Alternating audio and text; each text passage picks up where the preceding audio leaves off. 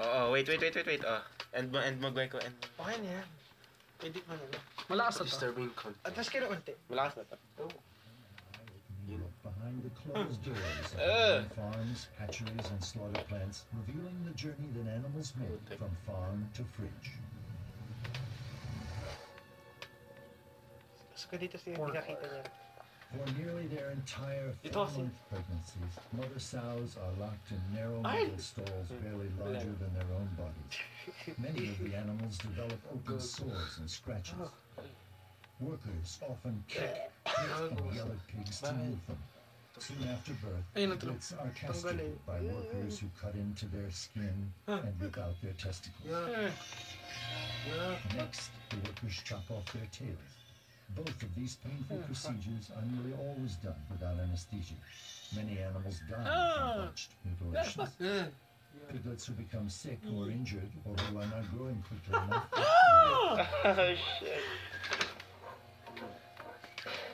Common killing methods include throwing animals into bins and painfully gassing them with carbon dioxide.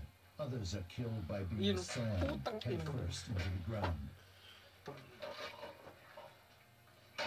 Ah, fuck. At a factory farm in Ohio, workers killed injured sows by hanging them on a forklift to be slowly strangled to death, a practice defended by the pork industry. Pigs raised for meat typically live only 5 to 6 months, a mere fraction of their natural lifespan in overcrowded pens like this. Workers frequently tattoo the animals with ID numbers by hitting them with metal-spiked mallets. Once pigs have reached market weight, they are sent to slaughter. At the slaughterhouse, pigs are knocked in the head with a steel rod, hung upside down, and have their throats slit. Improper stunning condemns many pigs to having their throats slit while they are fully conscious and suffering. Others are even scalded alive in the hair removal tanks.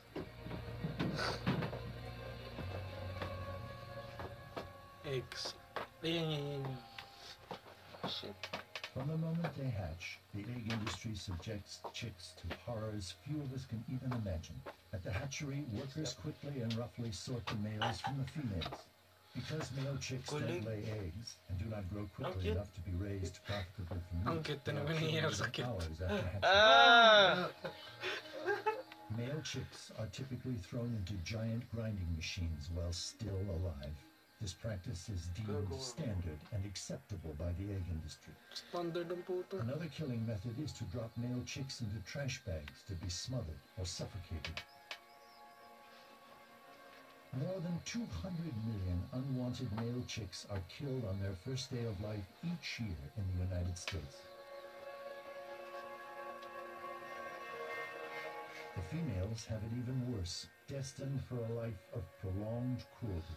To reduce pecking induced by overcrowded living conditions, workers use a hot blade or laser to remove part of the chick's beaks. This mutilation can cause both acute and chronic pain. After debeaking, the birds are moved to cages where they will spend the rest of their lives. Nearly 95% of egg-laying hens spend their lives confined in tiny wire cages Yun yung like mga kinain this. natin kanina. Most birds never see sunlight or breathe fresh air. They are packed so tightly they cannot even spread their wings, Ay, huwag lift, or kinakain ng turn frosted. around without pushing other birds aside. The harsh and unrelenting environment of the cage takes its toll, often leading to severe feather loss, open wounds, and birds trapped in cage wire. For many hens, the stressful confinement is too much, leading to premature death. Undercover investigations at egg farms from coast to coast have revealed a culture of cruelty and neglect, including workers stomping on birds, throwing live hens on dead piles and in trash cans, and painfully mangling bird spines in botched attempts to break their necks.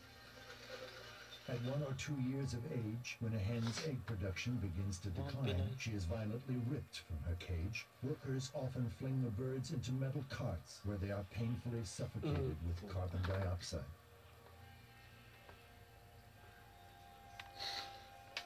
Crowded chicken. by the thousands into filthy sheds, chickens and turkeys are denied many of their most basic natural behaviors and needs, such as fresh air and exercise. Through genetic selection, chickens and turkeys raised for meat have been bred to grow so large, so quickly, that many suffer crippling leg disorders, chronic joint pain, and even fatal heart attacks. Sick or injured birds often Gagawin niyo. Sinapakan yung leg. Double dead kapag namatay siya sa others are sakit. cut to death. Tapos kakatayin double dead.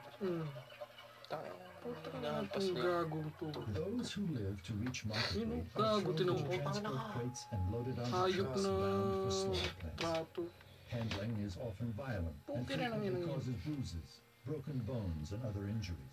At the slaughter plant, the birds are dumped from their crates, then roughly snapped upside down into moving shackles by their fragile legs. From there, the birds are dragged through an Bog. electrified vat of water, which renders them paralyzed, Bog. but not necessarily unconscious. Bog. They are then pulled across a blade which slices their throats, causing blood to pour from their necks.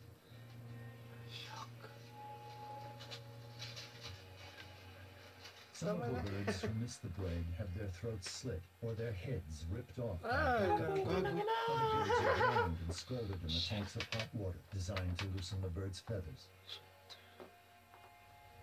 Diri. Ayun. Milk. Cows Brutal also for gago. the same reasons that humans do, to nourish their young. Ayun, tinamol. But calves on dairy farms are dragged away from their mothers and violently killed, all so that humans can have the milk instead. Ano yung mamamatay na sila doon? Nilgan yan sa ulo. Patay na.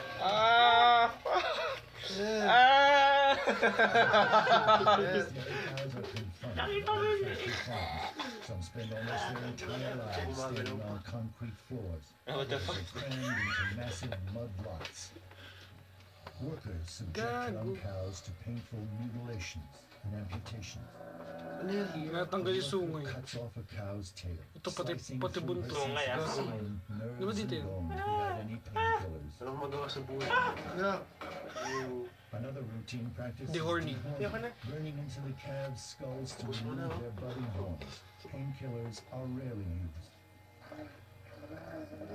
Kaya tama na A yun. 2010 undercover investigation Give up, at a give dairy up. farm in Ohio Fuck, 7 minutes pa lang tayo. Yung ano? Wait lang, tawa sila. Crowbars and punching Yun o, gago yun o. Putang ina, ginawang Parang wrestling. epic meal time na. Ginawang wrestling ang puta. Ano yun? Disease-ridden factory farm environments. Cows too sick or Yuck. injured to stand up cold timers and are often left to slowly suffer and die from these Yeah. injuries. Ew. A fraction of their natural lifespan, the so-called spent dairy cows are prodded onto transport trucks and shipped to slaughterhouses. An undercover investigation at a slaughterhouse in California revealed down dairy cows being Pinuporklip ang kicked, puta. shot, pushed with forklifts, and water hosed in the mouth and nostrils in an effort to get them to the kill floor. Ang bastos ang puta. Most cattle raised for beef endure several mutilations without painkillers, including castration, Kaya tama yun. Teka mo, sayang. Yan yung... iron branding. Most spend the last few months of their lives in overcrowded feedlots, standing in their own waste. Kaya lang ito naman, brutal yung pagkakapatay niya. Ah! Ang ginawa doon. Luwa yung dila niya. Eh, ito naman siya. Huwag ka magugulat pag sinukaan kita. Yak na.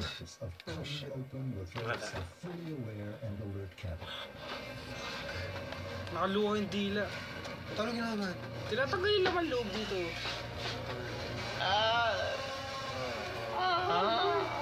Yak mo palabas. Panoorin natin ibang video. Mga reaction. Seafood. Seafood. Pwede. Eh, okay lang Pwede yun. seafood. Pati ba naman isda binubugbog? Nampas. Bagay tayo rin nga dyan. Massive trawling Oo nga, nets in tingnan mo the si stomach Jesus, will baboy. drag hundreds of tons of fish and other Si animals Jesus, down the ocean floor. As Tama na, they are tama na dragged yun, ano from yun. the ocean depths, Hindi, the fish hindi naman and brutal. wildlife Hindi na brutal. Hindi na to brutal. Napatay na ang tali. Oh. The extreme changes in pressure can rupture their swim bladders and pop out their eyes. Laki na. They are then Kinakain tossed yan. on board where the surviving Oo, fish masarap kaya either ng- suffocate or Kinakain are mo? crushed to death. Ako, hindi ako. Gago. Ayun, pinutol yung ulo. Marley. Stop ka na. Or dolphin. Untouched millions of dolphins. Hindi ko kinarinig. Other non-positive